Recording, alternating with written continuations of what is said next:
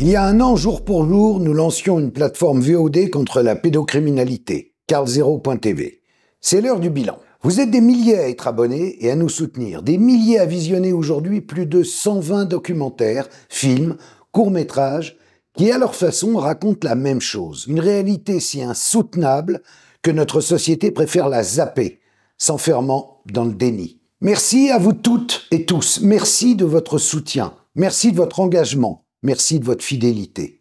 Depuis, grâce à vous, nous avons pu créer Justice pour l'enfance, un collectif d'avocats au service des enfants violés, auquel carlzero.tv reverse ses bénéfices. C'est un cercle vertueux, un aboutissement formidable pour notre combat. Comment peut-on continuer à tolérer qu'on agresse sexuellement des gosses? 160 000 chaque année en France, 2 millions de victimes du trafic sexuel dans le monde et des coupables qui s'en tirent toujours à bon compte. Désormais, grâce à vous, on sera là pour les poursuivre. Encore cette semaine, 80 pédocriminels français qui se refilaient des images de viol planquées derrière leur écran. Ils vont prendre quoi?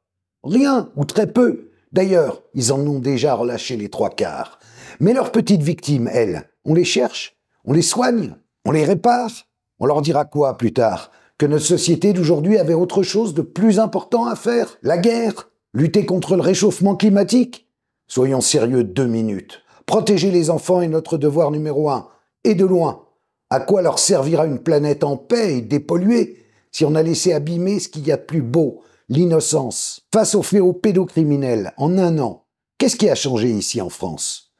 Toujours ce même silence, ce silence qui hurle au niveau des pouvoirs publics. Prenez cette commission, la Civise.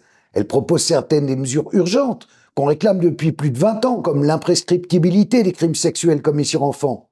Pour la remercier, ils font quoi? Ils vont virer son responsable, le juge Durand. Quant à l'imprescriptibilité, elle sera remise aux calendes. Leur truc, c'est toujours le même, c'est de faire croire que ça va changer, qu'ils ont compris, qu'ils prennent toute la mesure de la gravité de la situation. Des mots. Pour épuiser les combattants, les militants, ils les noient sous des discours creux. Ils les baladent de table ronde insipides en sous-comité Théodule. Au fond, et c'est terrible à dire, ils sont là pour ça. C'est donc à nous de prendre en main non pas notre destin, mais celui de nos enfants. Plus important encore. S'ils ont le pouvoir, nous, on a le nombre. Ils le savent. Ils peuvent continuer à nous faire passer pour des oufs ou des complotistes. Plus personne n'est dupe. Ils resteront comme ceux qui savaient et qui n'ont rien fait. Et fatalement viendra le jour où il leur faudra expliquer pourquoi. Voilà. Le combat ne fait que commencer. Sur un an, on n'a rien lâché et on continuera à ne rien lâcher. Merci à toutes et à tous.